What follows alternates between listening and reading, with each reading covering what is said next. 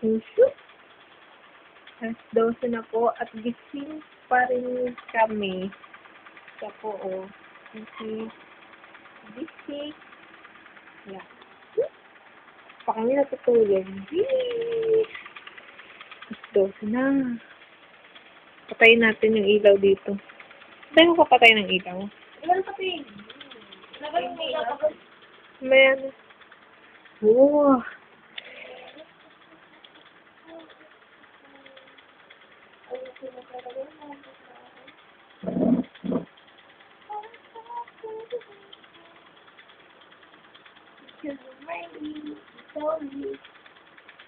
Ooh.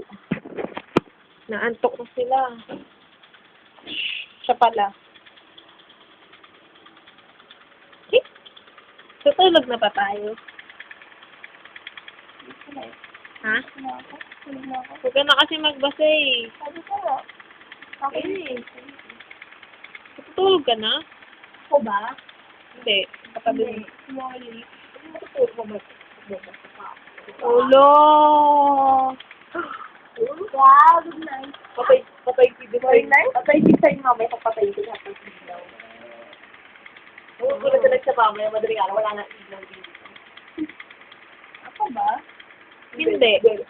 Ako.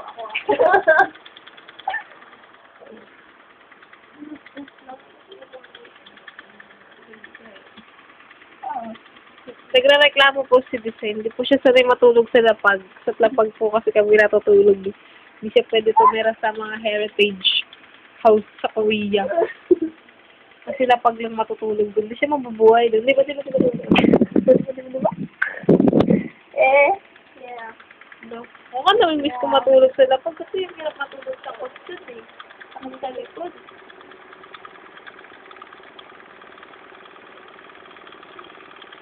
Good night, Design! Damyang may. Gamitan po ako kayong wala sa mama. Ano? Battery ko. Away. Bahay na lang. Ano yan? Sa kami. Pero ngayon ang salita, note kami. Lalo naman ako, si Snoop Dogg na doon sa wala si Gigi, diba? Gising ba ako? Abang iba eh. Gising ba ako? Gising pa na lang. Ako hindi ka. Ako nagising ka rin na. Oo, ako. Kuwait ako na tulog. 8 o'clock.